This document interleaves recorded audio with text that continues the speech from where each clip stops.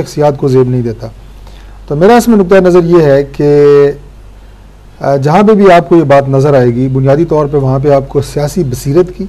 और सियासी तरबियत की कमी नज़र आएगी। ठीक कहा, क्योंकि जो शख्स अपने आप को सियासतदान कहता है, उससे ज़्यादा सब्र, उससे ज़्यादा तहम्मुल, ये मैं दावे से कहता हूँ कि किसी और शख्सियत में हो ही नहीं सकता, होना नहीं चाहिए। इसलिए कि अगर हमें तनकीद सुनने का, अपनी खामियां और खूबियां दोनों सुनने का हौसला नहीं होगा, और अपने राय से इख्तिलाफ का हौसला नहीं होगा, और अपनी जो राय से इख्तिलाफ करते हैं उसको बर्दाश्त करने का हौसला नहीं होगा, तो हमें सियासत करने का कोई हक नहीं है। और अगर हम सियासत करेंगे तो उस मैदान में हम ज़्यादा दूर तक सफ़र नहीं कर सकते, ये बुनियादी बात है। लिहाजा इस सिलसिले में तो मैं समझता हूँ बहुत ज़्यादा वजाहत की ज़रूरत नहीं है। जो आपने ये कहा कि जरा मुशर्रफ की वजह से दोनों जमातों में एक इत्तेहाद की और एक इकट्ठे रहने की फ़िज़ा थी, तो इसमें कोई शक नहीं कि ARD का सफ़र हमने इकट्ठे तय किया, मिसाक जमहूरियत पर दस्तखत हुए। उसकी बुनियादी वजह यही थी कि मुल्क में माशाअल्लाह था और मुल्क में आमरीत थी, और दोनों जमातों की मिलकर ये कोशिश की थी, पाकिस्तान की सबसे बड़ी सियासी जमातें हैं, कि मुल्क में जमहूरी अमल का जो तसलसल है उसको दोबारा जो है वो लाया जाए। आज भी अगर जमातों में मैं समझता हूँ कि वो इत्तेहाद वाली बात या कैफियत तो नहीं है, इख्तलाफात भी हैं, और उनकी बुनियाद भी मैं समझता हूँ कि वो भी जमहूरियत है और वो भी मुल्क में इस्लाह है, जिसमें भी कोई पॉलिसी है, वो भी पॉलिसी है राय से, और मुश्किलात से निजात का रास्ता ढूंढने में उनकी अपनी राय है, उनकी ज़ाहिर है उनमें खूबियाँ भी हैं, खामियाँ भी हैं। हम समझते हैं खामियाँ ज़्यादा हैं, उनकी निशानदेही एक अच्छे तरीके से, डिसेंट तरीके से हम असम्बली के अंदर भी और बाहर भी करते हैं। जहाँ तक जब मुशर्रफ साहब की आमद है और आपने कहा कि जी वो दोबारा आ रहे हैं, तो मैं उसकी मिसाल ऐसे ही दूंगा कि जैसे मैं बचपन में, ज़ाहिर देहाती बैकग्राउंड है, तो हम देखते थे कि अगर कभी किसी गाय का अगर वो छोटा बछड़ा कहीं मर जाता था तो उसके अंदर भूसा भर के उसको खड़ा कर देते थे, उसको दिखाने के लिए कि मरा हुआ नहीं है बल्कि जिंदा है, और वो उसको देख के ज़ाहिर है वो मामलात जो है अपने वो ठीक रखती थी। कौन गाय के बछड़े को मैं खड़ा इसको कौन कर रहा है इस पर बात करेंगे, लेकिन उनकी कैफियत बिल्कुल ऐसी ही है। अच्छा, और लोगों में बड़ी एक तवक्को थी कि वो सियासत में आएंगे तो पता नहीं जनाब क्या हलचल मच जाएगी और क्या नए चैप्टर्स खुल जाएंगे और क्या नई कैफियत होंगी। लेकिन अपने जो इब्तदाई 2-3 उन्होंने बराह रास्त जो मुखातिब हुए हैं वो मीडिया के ज़रिए, कौम से और इंटरनेशनल मीडिया से, तो जो खूबसूरत अल्फाज उन्होंने अदा किए, जिन खूबसूरत उन्होंने ख्यालात का इज़हार किया, उससे उनकी अंदर की सारी चीज़, ज़हनी हालत का पता चला, उनके ज़र्फ़ का पता चला, उनकी तरबियत का पता चला, और जो इक्का दुक्का उम्मीद थी, और जो उनके साथ वो देहात की एक और मिसाल दूँ, जो टांगा होता है, कि मैं तो बचपन में बैठता रहा हूँ उस पर 4 उसमें सवारियाँ बैठती हैं, तो वो जो 4 सवारियाँ टांगे की उनके साथ थी वो भी एक्सपोज हो गई, वो खुद भी एक्सपोज हो गए। और आज अल्लाह ताला का शुक्र है कि मैं समझता हूँ कि हमारी जो अवाम है, हमारे जो पाकिस्तान की कौम है,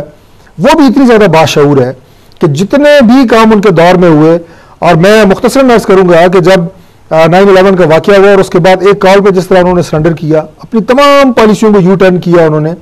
अपने इक़्तिदार को तूल देने के लिए जिस तरह उन्होंने अपनी तफैली जमात बनाई, और बड़ा बासूल का चर्चा था। मैं समझता हूँ कि कोई भी बेअसूली ऐसी नहीं थी जो उन्होंने छोड़ी। उसके बाद शरीफ साहब मैं आपको ये भी अर्ज़ करूँ कि दहशतगर्दी की जो नाम नहाद लड़ाई थी जिसमें पाकिस्तान की जंग वो नहीं थी, उसको हमारे ऊपर मुसल्लत किया, और आज उसका खमियाजा जो है हम इतने साल गुजरने के बावजूद यानी हम भुगत रहे हैं। कार खैर उनसे सर, मैं कहता हूँ लोगों को आज भी याद है जिस तरह हमारे मुसलमानों को उन्होंने डॉलर्स के एवज बेचा, आज भी लोगों को ये बात याद है। और इस्लामाबाद में तो खास तौर पर, जहाँ पे मेरे अपने हल्के में जो लाल मस्जिद का वाक़या हुआ, सिर्फ ये पूरी दुनिया को दिखाने के लिए कि अगर आपके मफादात का कोई तहफ़्फ़ुज़ कर सकता है तो मैं कर सकता हूँ, बेगुनाह लोगों को और मासूम बच्चों को। वरना इस्लामाबाद पर शिद्दत, डॉक्टर आफिया सिद्दीकी देखें 86 साल के लिए, आज उसके लिए सारा मुल्क जो है वो तड़प रहा है और सारी बात उसके लिए हो रही है। उसके बाद उन्होंने, मैं कहता हूँ कि आज भी इस्लामाबाद की दोबारा बात करूँगा, उनके दौर की वो तमाम की तमाम जो यहाँ पे रंगीन शामें और जागती रातें थी, वो भी लोगों को आज नहीं भूली, जो उनके इक़्तिदार की तरफ। तो मुझे जाना है इस वक्त एक छोटे से कमर्शियल ब्रेक पर, मिलते हैं एक ब्रेक के बाद।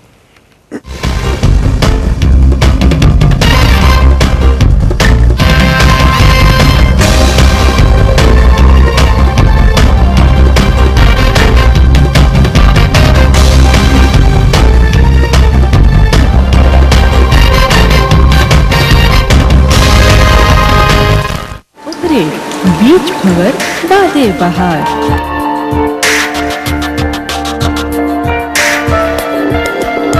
फिर से मुस्कुराओ।